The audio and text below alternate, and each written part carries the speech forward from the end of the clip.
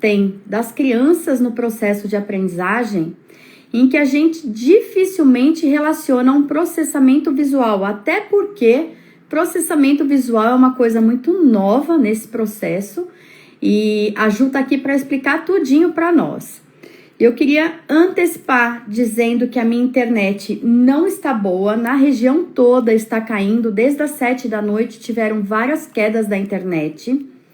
Quando cai tudo, inclusive a antena de 4G, 3G. Então, se eu sumir da live, gente, saibam que eu volto, eu inicio de novo. Ju, não me esquece, você volta também. Vou fazer de tudo para que a gente continue e não tenha problemas durante essa live, tá certo? Mas tem coisas que estão além das nossas condições. O Wi-Fi tá aqui, porém eu estou fazendo a live por um 4G e eu prefiro, para não ter problema, o Wi-Fi tá mais instável do que o 4G. Qualquer coisa vocês me ajudem aí, me avisem se eu estiver travando ou se vocês não tiverem me ouvido, tá bom? Bom, a live hoje vai falar muito sobre o que é um processamento visual e o quanto ele pode ajudar a criança para desenvolver principalmente a leitura. A gente vai falar sobre processamento visual e o quanto ele é importante nesse processo de aprender a ler e muitas vezes prejudica não só a leitura, mas tudo. Tudo pode ser prejudicado por conta da visão. Boa noite, Rô, que bom te ver aqui. Camila também, muito boa noite. Vamos chamar as mães amigas que têm filhos em idade escolar, que tem que ouvir essa live de hoje, porque são coisas muito interessantes, que muita gente nunca ouviu falar de processamento visual e o quão ele pode interferir no processo de aprendizagem. Bom, eu vou chamar aqui para a nossa live de hoje, Juliane Franceschini. Ela é optometrista pediátrica, graduada em optometria pela Faculdade Brás Cubas, tem pós-graduação em optometria comportamental pela FIEP, tem cursos de optometria pela Sanet Vergara, que é um instituto internacional de optometria, foi aluna especial e ouvinte da UFABC em neurociência e cognição e também fez parte da equipe de pesquisa científica da UFABC. Então, eu vou chamar aqui a Ju para participar. Ju, eu preciso que você entre aqui embaixo e me mande um convitinho que você quer participar. Bora lá? Deixa eu ver se eu consigo te chamar, né, Ju? Acho que eu consigo, hein? Entrar ao vivo aqui. Ela é uma parceirona de trabalho aqui. Oi, Ju! Consegui! Boa noite! Tudo tá bem, meu amor? Gente, eu piro nesses seus óculos, você não faz ideia. Rosa pra variar, né? Quem não me conhece, eu gosto muito de rosa, tá, gente? Acho que deu pra perceber. Você no rosa e eu no preto, né, Ju? A gente contrasta bem, eu né? ainda vi com pretinho também, tá vendo? Então, a gente tá, o pretinho tá presente também. Tá me ouvindo bem? A imagem também tá boa? Tudo ótimo, tudo ótimo. Qualquer problema você me avisa, porque eu tô com a internet bem estável, mas nós vamos levar isso até o final, tá, Ju? Pode deixar, conta comigo. Então, primeiro eu queria já te agradecer por estar aqui, por se disponibilizar. Eu acho que, assim, a optometria é muito jovem, né, nesse mundo de hoje, do conhecimento que a gente tem é muito pequeno para o mundo da optometria. As pessoas nunca ouviram falar em optometrista. Quando eu falo deste especialista, as pessoas perguntam, mas é o que? É médico? E eles não conseguem entender quem é um optometrista.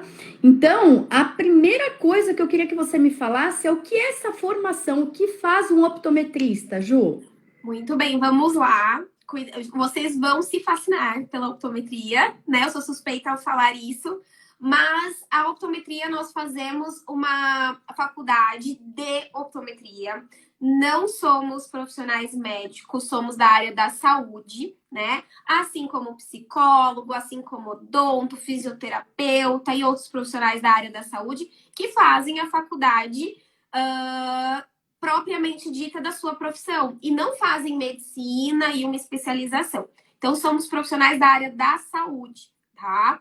E ali na faculdade nós vamos aprender sobre a visão, tá? E todo o seu comportamento visual, a refração, e vamos traduzir esses nomes que eu vou falando também. A refração que nós aprendemos é como prescrever o óculos, lentes de contato, que o optometrista pode sim prescrever, tá? Porém, não podemos prescrever medicações, cirurgias, exames mais específicos e complexos linkados à oftalmologia, tá? Então, somos o profissional da área primária, visual e ocular, né? Que há uma diferença. Visual é o que você capta e entende, que é lá para o cérebro, que a gente vai falar mais sobre isso hoje. E a questão ocular é a questão mesmo estrutural, que é com o médico oftalmologista. E o optometrista, ele tem também uma duração ali de carga horária para aprender a diferenciar um olho saudável de um olho doente e podermos também encaminhar aí, não só para o oftalmologista, né, gente? Nós da área da saúde conseguimos aí encaminhar para neuro, para outros médicos e especialistas da área da saúde, como psicólogo aí, como a gente está conversando e já temos uma parceria. Isso. Então, é bem legal a gente descobrir que a optometria, ela é uma área que complementa o trabalho interdisciplinar de muitos diagnósticos que a gente tem, né?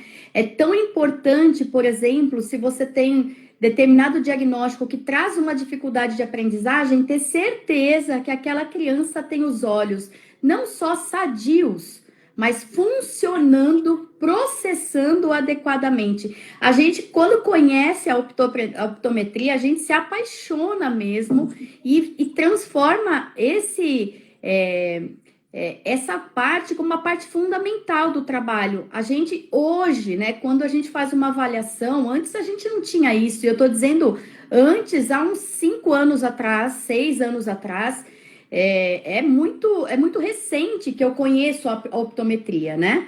E hoje é um olhar diferenciado para o enxergar, que não é o visualizar, não é a acuidade visual, que é aquela coisa do 20/20 que o oftalmologista vê, né? Ou não. São outras funções fundamentais para um processo de aprendizagem da criança. Tá certo? Exato. Qual que seria, então, a diferença fundamental entre oftalmologia e optometria? Perfeito. O optometrista, como eu disse, ele pode agir como o agente primário, visual e ocular, né? O ocular, ele vai saber se essa estrutura está ou não ali dentro da questão saudável. E se estiver ali com qualquer alteração, é obrigação do optometrista fazer esse encaminhamento para o oftalmologista. E a questão visual é o óculos, né? Isso a gente está falando do optometrista quando ele sai da faculdade, ele sai um optometrista clássico, tradicional, porque a optometria comportamental, que nós estamos aqui, vamos abordar bastante, é uma especialidade dentro da optometria, né? Mas o optometrista que é formado, mesmo na linha clássica, tradicional, ele tem esse olhar de função, né? Porque o olho, ele não só é essa questão do 20/20, ele é muito além disso. Ele tem muitas outras habilidades que a gente vai falar ao decorrer da live. E o oftalmologista, então, ele é responsável pela parte estrutural, tá? Então, é o que eu normalmente falo, né? Eu tenho, sim, parcerias com oftalmologistas, que eu trabalho, assim, eu nunca pensei que essa realidade seria tão rápida, mas eu fico muito feliz que alguns oftalmos, eles já estão vendo e escutando para saber o que é a optometria e trabalhando em conjunto. Por quê? Não é que você tem que ir só no optometrista ou tem que ir só no oftalmologista. Não, você precisa dos dois profissionais trabalhando em conjunto, porque os dois são responsáveis pela essa parte, né? A questão ocular e visual. Só que um é especialista no ocular e o outro é especialista no visual, que a gente vai entender um pouquinho mais o que é esse visual, né, Cris? Perfeito. Você sabe que eu faço acompanhamento optométrico há 6 anos, mais ou menos, 5, 6 anos. E para mim é fundamental. Todo ano eu passo no optometrista, além do Sim. oftalmologista. E porque eu tenho um problema visual que quando eu era pequena, eu acabei sendo tratada com como é que chama? Ortótico, né? Ortoptista. Isso. Gente, ortoptista não é optometrista. É importante falar isso porque parece as mesmas palavras, mas não são. Vou Não aproveitar o necessariamente, gancho. né? Tem optometrista que é Isso. ortoptista, né? Mas nem Mas todo ortoptista. exercem funções diferentes, não é isso, Ju? Sim, sim. Nem todo ortoptista é optometrista. E tem optometristas que seguem a linha de filosofia de estudo da ortótica, que a ortótica é uma das linhas de terapia visual, né? Assim como a optometria comportamental é uma outra linha da terapia visual, né? Então são duas linhas diferentes, né? Mas a ortótica é onde nasce mesmo toda a terapia visual. E aí a gente vai acrescentando com a questão da neurociência, trazendo pesquisas e atualizações aí pra gente, né? Mas é onde nasce mesmo a terapia visual. Perfeito. Quais os problemas de aprendizagem, Ju? A gente identifica enquanto psicólogo em alguns testes, mas eu queria que você me falasse assim, qual a dificuldade que a criança tem que pode estar vinculado a uma visão da necessidade do processamento aí, da visão do processar visual, não da questão da acuidade visual. Perfeito. Muitos sintomas, eles podem sim se confundir com a precisão somente do óculos, vamos dizer assim, né? Até que tem crianças que vão ou no oftalmo ou no optometrista, né? Até mesmo no optometrista que vai da linha clássica, que passa o óculos, só que essa criança continua tendo dificuldades. Essa criança continua tendo o olho que arde, o olho que muitas vezes ela coça, o olho ou a dor de cabeça que vem, né? Ou não consegue se concentrar numa leitura, perde linha, não consegue interpretar aquilo que ela lê, não consegue desenvolver, mesmo com óculos, vamos dizer assim. E aí, muitas vezes, os terapeutas, até antes de saber o que é optometria comportamental, aí os terapeutas, muitas vezes, que vocês relatam, falam, mas a visão eu já encaminhei, já vimos que precisa do óculos, mas está tendo o mesmo problema, né? Então, algum dos sintomas é essa criança que não consegue interpretar o que ela lê. Ela perde linha, ela sente dor de cabeça, ela pode esfregar o olho, ela pode enjoar, né? Tem muitos sintomas que podem estar linkados e parecer somente óculos. E muitas crianças que têm todas essas questões e essas queixas de sintomas, muitas vezes vão fazer a avaliação visual da linha mais clássica e saem de lá sem uma prescrição, porque realmente, vamos falar da questão do 20/20, quem não conhece, 20/20 é uma nomenclatura técnica que nós falamos para quem tem 100% de visão, né? E aí nós estamos medindo uma habilidade visual que se chama acuidade. E muitas vezes essa criança vai no profissional, faz a questão da acuidade, tem 20/20. Então, realmente, essa criança, mãe, ela é bagunceira, ela é preguiçosa, porque ela não quer aprender, né? E muitas vezes os pais saem de lá ainda punindo a criança, porque os pais, gente, vocês pais que estiverem por aqui, não se culpem, porque vocês não têm essa informação. É nossa obrigação passar informação para vocês. Então, se um profissional fala que seu filho tem todos esses sintomas e um pouco mais, porque existem vários sintomas, esses eu estou dando os mais que a gente consegue perceber ali nas crianças e os mais comuns, né?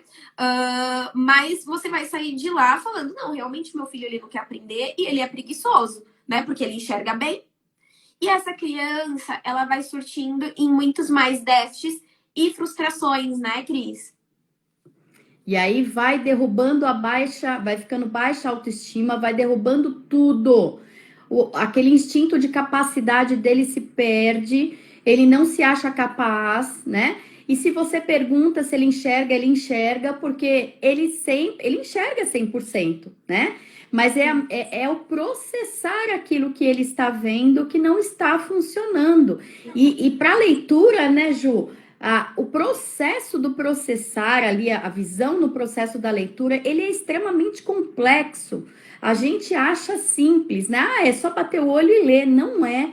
Existe toda uma estrutura de movimento ocular e de função cerebral. Vamos falar só um pouquinho de como funciona o processo o processar a leitura, por exemplo. Como é que funciona, Claro, Ju? claro. É bem complexo. Por isso que a Cris fez uma observação que vocês viram. Vamos falar um pouquinho, porque é muita coisa. É muito complexo, né? Por isso que a gente não para de estudar o tempo todo estudando. Cada paciente, a gente estuda cada paciente. Então, vamos falar um pouquinho sobre esses movimentos aí. Uma das habilidades visuais, né? Porque a gente falou das habilidades visuais aí da acuidade, é uma. Por que eu falei para vocês ainda que é uma? Porque nós temos em torno de 17 habilidades visuais.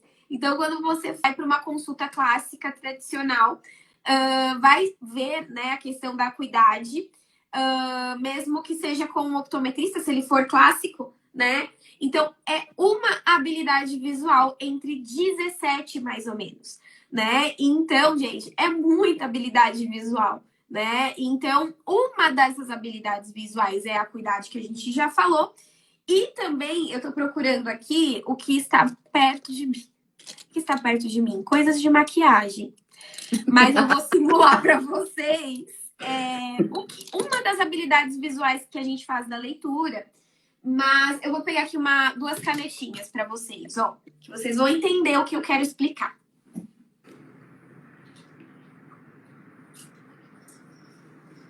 Então, temos duas canetas aqui coloridas, certo? Então, quando eu coloco aqui a amarela e a laranja ali fluorescente, né? Então, quando eu for olhar, eu não sei se vai dar para ver o movimento dos meus olhos, mas quando eu for olhar para amarela, laranja, eles fazem micropulinhos, né? Que a gente chama de sacádicos, microsacádicos, que são nomes mais técnicos. Mas nada mais é que essa questão da habilidade visual dos dois olhos. Se junto, né? Eles fazem harmoniosamente a questão do ir e voltar, ir e voltar. Porém, parece simples. Mas para algumas crianças e até mesmo adultos, não é. E eu não sei se vocês perceberam, mas quando eu fiz o amarelo-laranja, eu movimentei somente os olhos. Eu não movimentei a cabeça, tá? E por que que isso aqui, o que tem a ver isso com a visão? Muito, tá? Porque os sacádicos e microsacádicos, eles são fundamentais para a leitura. Você vai de uma letra para outra, de uma palavra para outra, de uma linha para outra, né? Então, se a criança, por exemplo, muitas a gente vai fazer essa avaliação e aí a gente fala amarelo, aí a criança vai fazer assim. Laranja. Laranja. E com a cabeça, muitas até com o corpo, tá? Então, é muito difícil. E como eu disse, não é só em criança que a gente acha, tá? Esses déficits, essas questões. E os segmentos, que é mais uma habilidade bem importante para a leitura, que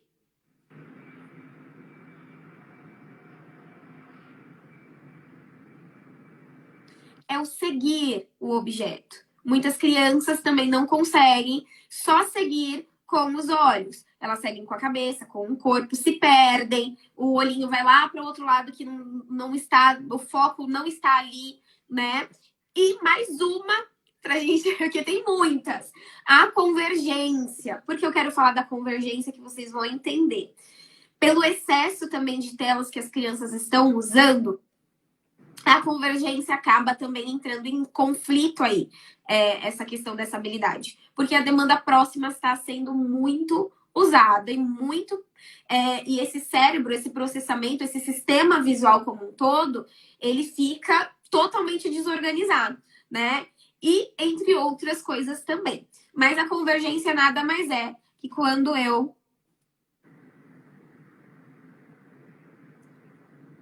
vou unindo. Quando a imagem vai ficando dupla, não sei se vocês conseguiram perceber, quando eu começo a ver uma imagem dupla da ponta da caneta, o meu olho começa ou a desviar, ou ele começa a mexer, né? O ideal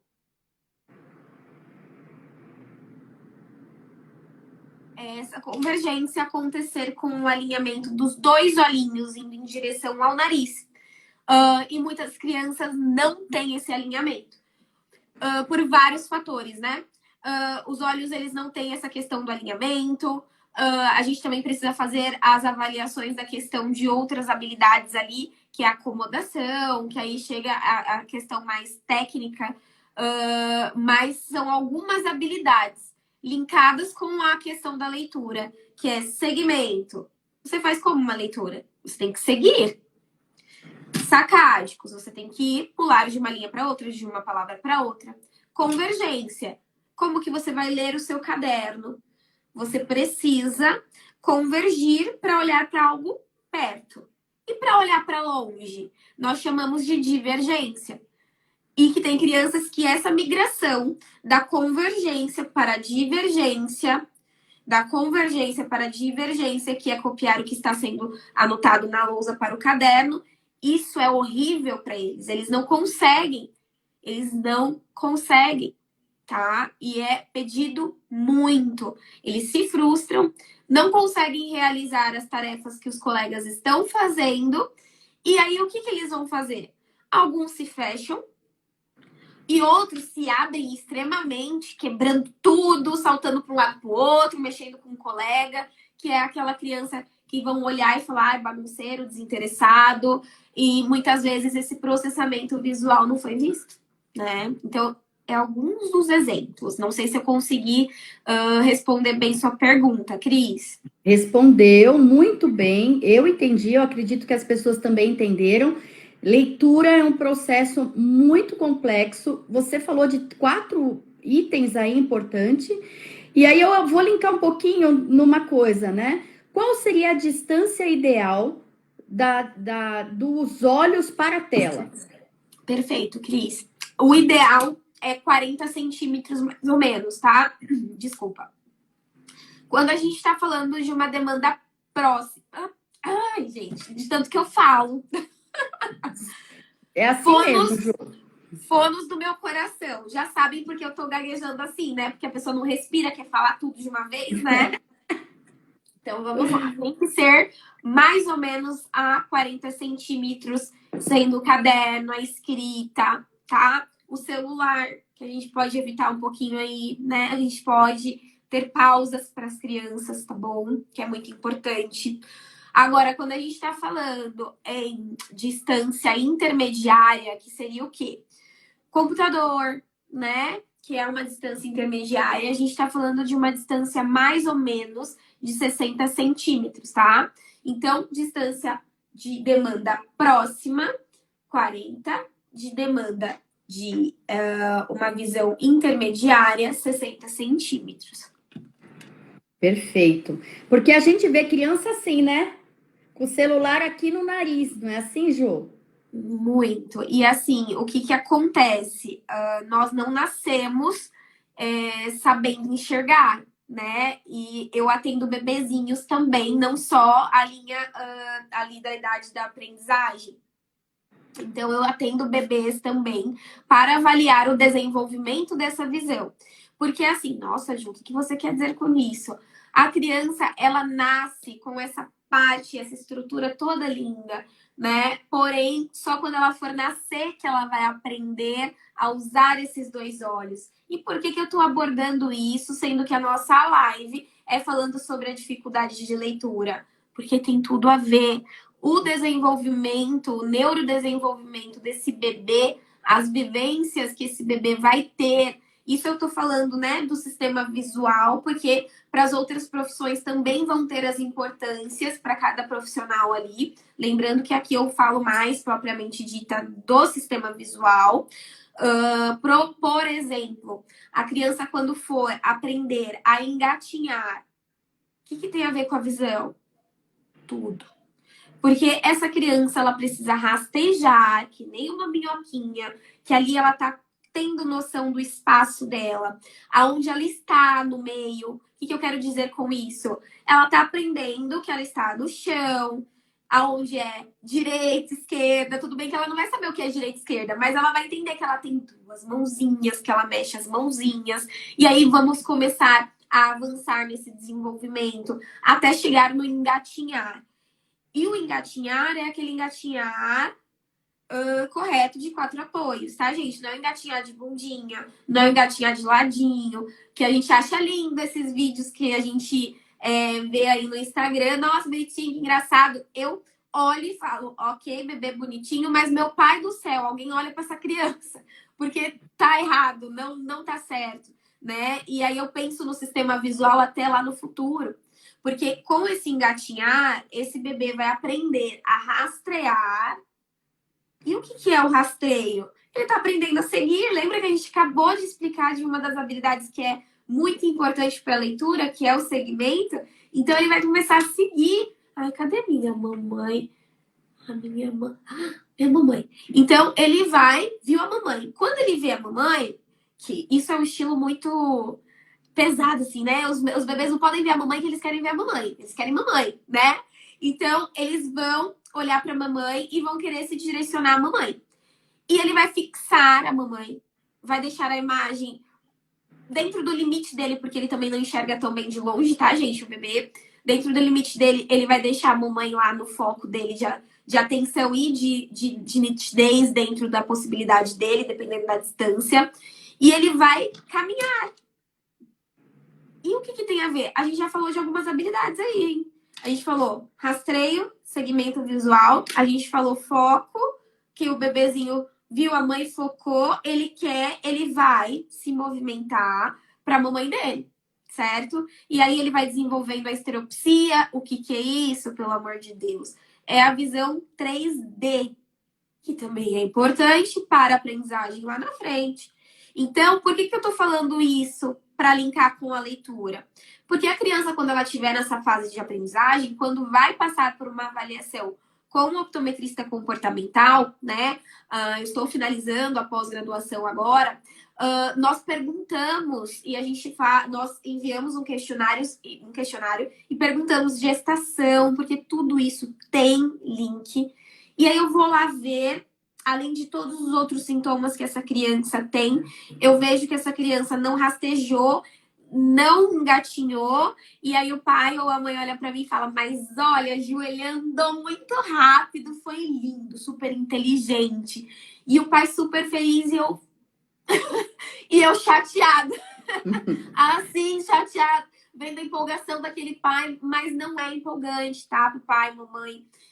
A criança não pode pular essa etapa, como eu disse, para o sistema visual, que é o que eu tenho domínio e falo, é muito importante, além de outras habilidades que vão se maturar aí em conjunto, porque o bebê é motor, ele precisa tocar em tudo, ele não é visual ainda, ele é motor visual, o motor que vai guiar esse bebê. E aí, quando ele está na idade de aprendizagem, ele não teve essa maturação e essa aprendizagem de algumas habilidades para poder ter uma boa leitura. Então, Ju, todo bebê que pulou essa fase, ele vai ter problema de leitura? Eu não vou afirmar isso para você, mas a probabilidade é muito grande, porque ele pulou uma etapa de maturação visual. Perfeito, perfeito. Que aula, Ju, que aula. Amo. Ju, a partir de que idade, então, uma criança pode passar por uma avaliação optométrica de um optometrista? Perfeito. Então, aí a gente vai falar de duas questões, né? Como eu trabalho também avaliando bebês.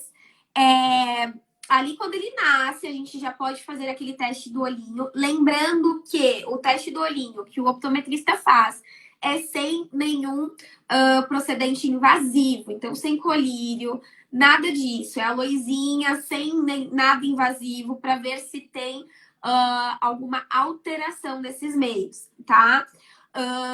E aí a gente também pode encaminhar, né? Qualquer alteração que a gente ver ali. E aos 6 meses de vida, aí esse bebê consegue retornar, fazer a avaliação, que aí nós já conseguimos fazer a avaliação de algumas habilidades visuais que estão ali iniciando o desenvolvimento, e se a gente vê que não passou por alguma maturação, ou a gente orienta, pelo menos na minha avaliação pediátrica do desenvolvimento visual infantil, esse bebezinho vai ser avaliado, a mãe e o pai vão ter uma devolutiva depois, falando quais habilidades eu vi, porque a gente tem que lembrar que é um bebê ainda em desenvolvimento, então muitas habilidades ali ainda não estão presentes e nem estão sendo maturadas. Mas eu vou preparar esses pais para ir guiando esse desenvolvimento da melhor forma, né? Então, desde pequenininho ali, 6 meses de idade, depois, normalmente, tecnicamente falando, eles falam ali em livros de 2 anos de idade, mas às vezes eu peço 1 ano, para só eu ter o controle desse bebezinho, como que ele está se desenvolvendo. E quando a gente chega ali naquela idade de 6, 7 anos, é a idade que normalmente as crianças estão na questão da aprendizagem, né? Então a gente consegue, mas uma observação. Conseguimos fazer o processamento visual de crianças menores?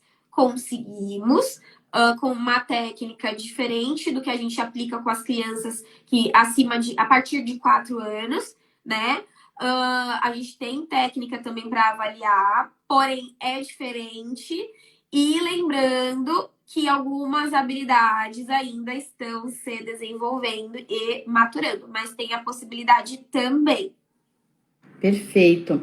Eu queria só explicar um pouquinho para o pessoal. Por exemplo, nós temos testes psicológicos que medem. Nossa, minha internet está parando de novo, né, Ju? Não, para mim tá tranquilo. Para mim Tá, tá. então tá. Se parar, você me avisa aí, dá um oi. Então, a gente tem testes da psicologia, principalmente dos neuropsicólogos, em que a gente identifica claramente e muitas vezes a gente coloca no relatório a indicação da avaliação de um optometrista comportamental, porque a gente tem testes visomotores, né? Por exemplo, figuras de rei é um teste em que a criança tem que ter não só a questão da cópia de uma imagem, mas já da memorização e reprodução dessa memorização. A gente tem o TAVS 4, que é um teste de atenção visual, em que a gente usa muito, e aí a criança que tem, por exemplo, uma suspeita de TDAH, ela muito provavelmente pode não ter um TDAH, mas ter um problema de foco visual, de atenção visual que é medido no teste. Então, quando a gente tem uma criança que tem queda nos testes visuais, né, vinculados a essa questão de memorização, atenção e reprodução, a gente já faz todo o encaminhamento direcionado para um optometrista para fazer o processamento visual, porque de alguma forma, às vezes a criança ela não consegue entender o que é TDAH. TDAH é transtorno, déficit de atenção e hiperatividade, TDAH. Então, essa criança pode ter dificuldade de aprendizagem por atenção, de um TDAH, que é uma doença neurobiológica, mas ela pode ter problema de aprendizagem por uma questão de processamento visual e não do déficit de atenção mesmo, que às vezes vem como queixa e a gente limpa esse déficit de atenção, tá vindo bastante isso, e quando a gente vai perceber, o problema não está no diagnóstico do transtorno, mas no processamento visual. Então, hoje, para quem é um bom neuropsicólogo, já trabalha com testes de rastreio visual, porque é o encaminhamento que a gente mais... eu não vou dizer que a gente faz o tempo todo, mas está vindo muito, Ju. A gente está fazendo muito encaminhamento para a área. A Ju sabe, a gente trabalha junto com alguns casos. E é importante as pessoas entenderem, porque quando eu chamo e falo, olha, a gente precisa avaliar, né, a questão de processamento visual. Não, mas eu fui no oftalmologista o mês passado. Ele usa óculos, ele enxerga 100%. E, na verdade, as pessoas ainda não compreendem o que é processar a visão e o quanto dela é uma das principais entradas do processo de aprendizagem. A gente tem duas grandes entradas, a audição e a visão. A visão é a principal.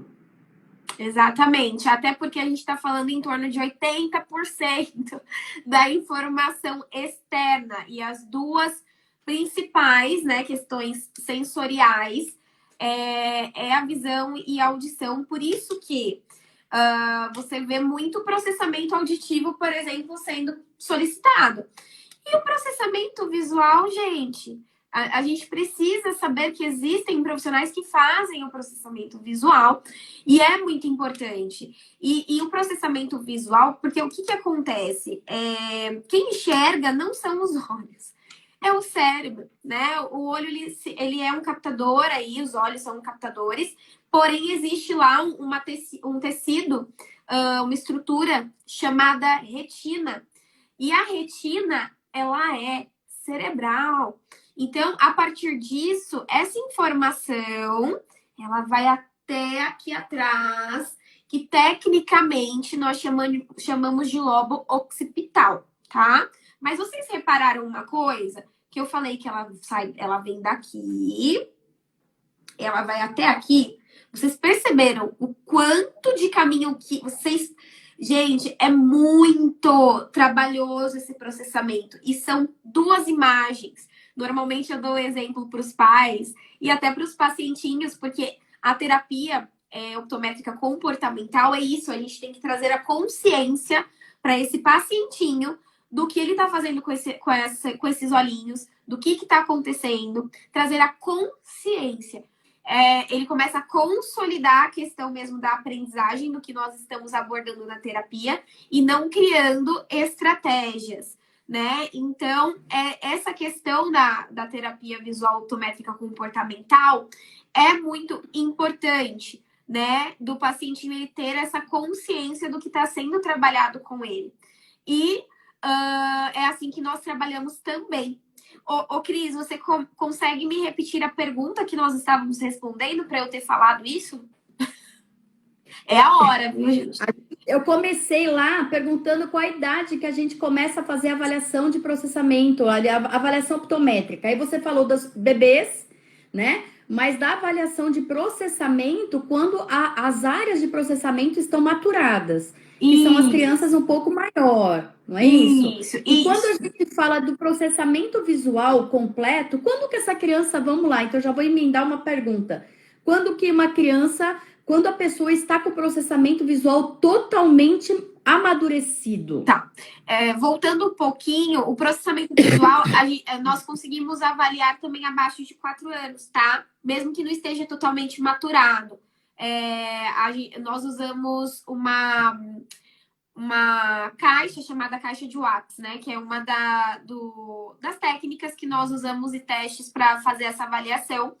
E, inclusive, ela consegue ser usada também naquelas crianças que não conseguem reportar aquilo que eu quero, né? Que são as crianças neuroatípicas, que normalmente não vão conseguir fazer, por exemplo, TVPS. Gente, TVPS, por exemplo, que eu falo aqui, é um tipo de teste que nós usamos para fazer a avaliação da questão da percepção visual, tá? Então, a gente também tem como fazer isso, tá? Bom, a questão das habilidades visuais, as habilidades, por exemplo, os sacádicos, que é uma das habilidades, né? Eles vão se finalizar ali perto dos 7 anos, né? Então, ali eles já estão, nós esperamos que esteja a questão consolidada ali, ou pelo menos se consolidando, né? Por isso que nós falamos bastante da questão de querer que as crianças leiam, às vezes, antes ou com 5 anos, né? Até com 6 anos. A criança, o sacádico dessa criança, que são os movimentos que eu havia explicado, ainda não está totalmente maturado. Então, realmente, essa criança vai ter dificuldade de ter uma leitura estamos falando de uma criança que não tem o déficit do processamento visual. Imagina uma criança com déficit de processamento visual, né? Então é pedido muito mais dela ali. Perfeito, perfeito. E como que é feita a avaliação e a reabilitação do processamento visual, Ju? Perfeito, vamos lá. Então, a avaliação do processamento visual, nós dividimos de 2 a 3 avaliações. Normalmente, a gente consegue fazer em 2 avaliações. Após essas avaliações, que são testes e são avaliações bem complexas, tá? Não é fácil, as avaliações não são fáceis, né? Porque elas são bem específicas mesmo, tá? Então, foge totalmente do que aquilo, às vezes, a gente está acostumado a ver do SOS a SOS, né? Porque não é isso que nós estamos vendo, como a gente já falou lá no início da live, né? Então, inicialmente, de 2 a 3 avaliações e depois uma devolutiva aos pais, tá?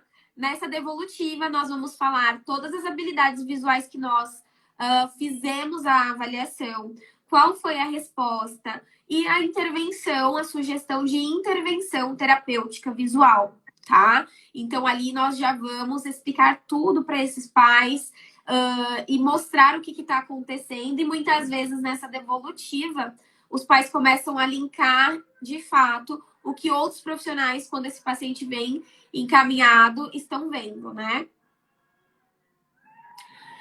Perfeito. Deixa eu só perguntar uma coisa para vocês. Vocês estão ouvindo pessoas gritando aí? Ou tá interferindo? Ah, tá. Porque eu acho que tá tendo jogo e os meus vizinhos estão um pouco empolgados. Então... Não dá para ouvir, então, não. Caso eles façam muita bagunça, vocês me falem que eu coloco o fone, tá bom? Tá. Ó, tem uma pergunta aí, Ju. Avaliação e reabilitação serve para jovens ou adultos? E eu vou falar que quem perguntou é uma das minhas mentoradas, minhas pupilas. Ai, amo muito, muito, muito. Muito obrigada pela pergunta, Yara.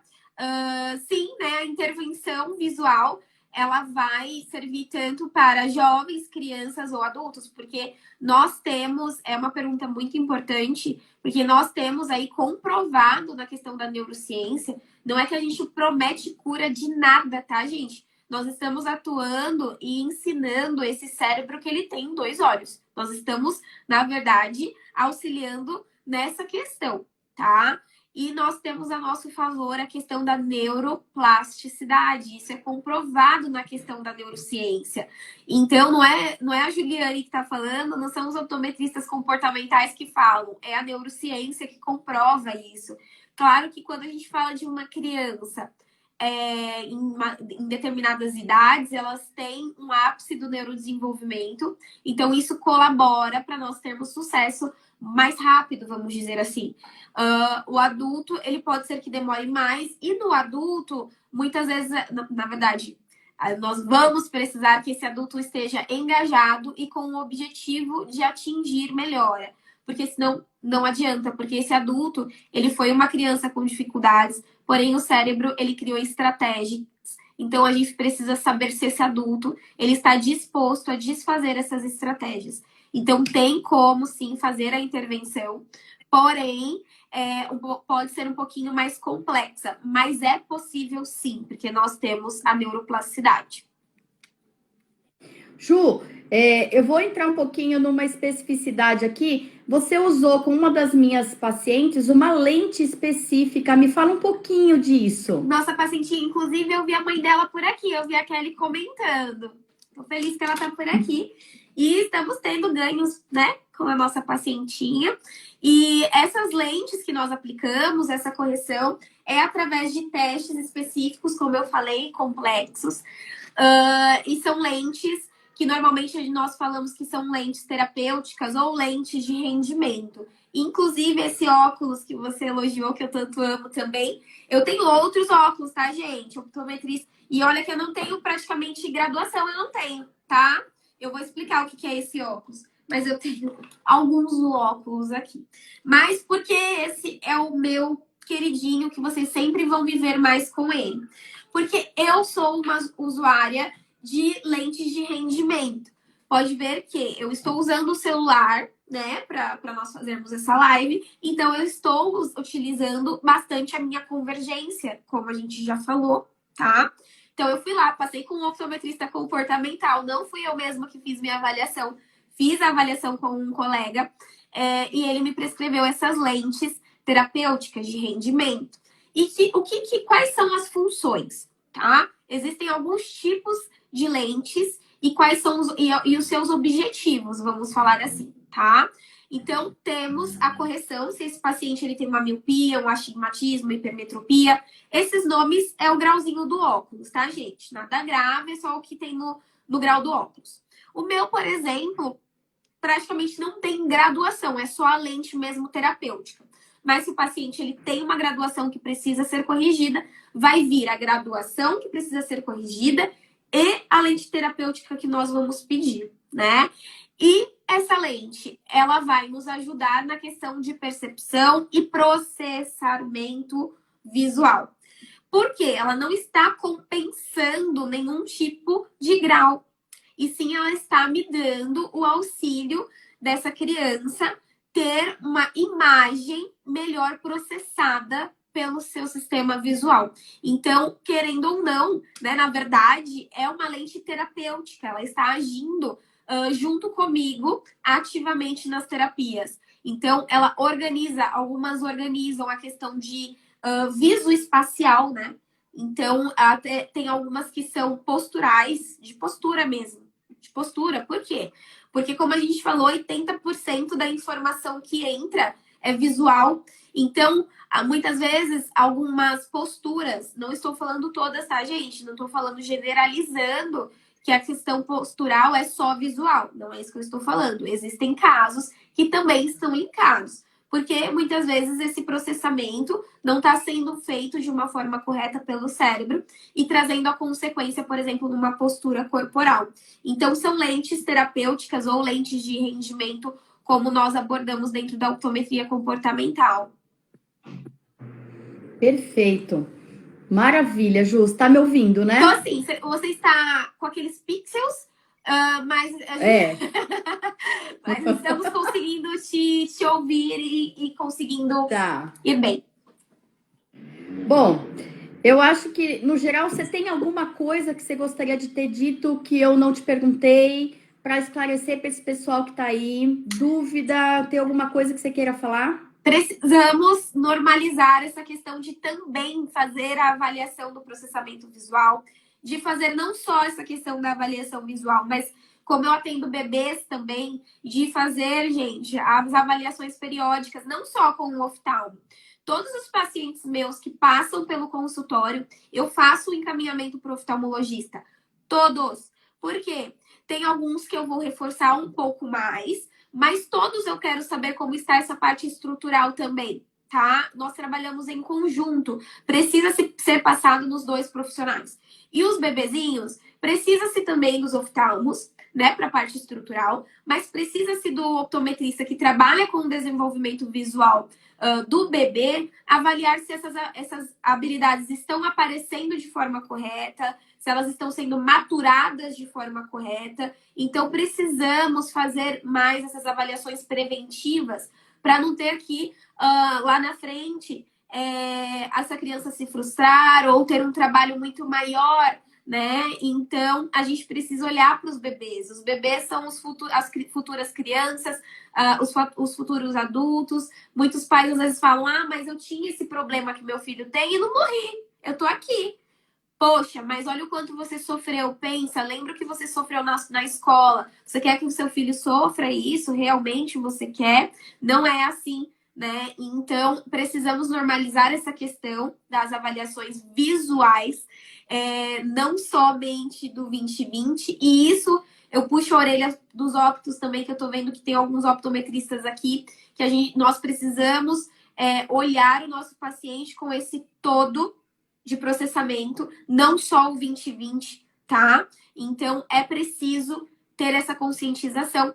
E eu vou encerrar com uma frase que eu amo e que define, para mim, a optometria comportamental, que é: o cérebro, os olhos, pera, que eu me emocionei agora com a frase que quase não saiu. A visão é a maneira que o cérebro toca o mundo. É do Merleau-Ponty, né? Amo essa frase, ela define o que é a questão visual. O seu cérebro está tocando o mundo através da sua visão.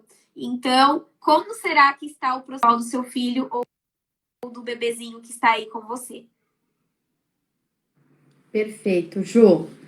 Pessoal, quando tiver essa live, encaminhe para os pais entenderem o funcionamento do processamento visual e a importância que essas pessoas, esses optometristas têm na vida do desenvolvimento das crianças, não só na acuidade, mas no processar da visão, né? E eu queria dizer para quem é mãe e pai que eu tenho um grupo VIP no WhatsApp gratuito, é só ir lá no meu link da bio, que esse grupo a gente tem um monte de informação que eu passo, é um grupo fechado, mas que qualquer dúvida eu tô lá para conversar com vocês semanalmente. Ju, não tem como te agradecer. Gratidão, gratidão. Foi uma honra enorme. Obrigada mais uma vez pela parceria e eu acho que a gente tem que sempre estar divulgando o trabalho do optometrista porque ele é extremamente fundamental, principalmente para quem trabalha com aprendizagem. Com certeza, meu amor, conte comigo. Amo trabalhar em conjunto com você, com a sua equipe.